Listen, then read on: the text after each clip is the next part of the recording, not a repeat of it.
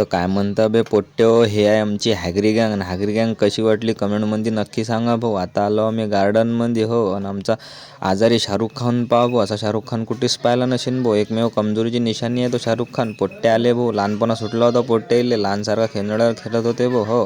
माणसं किती मोठा हो पण लहानपणा सोडा नाही भाऊ हो. पोट्टे पहा किती माहोल करू राहिले आपल्या.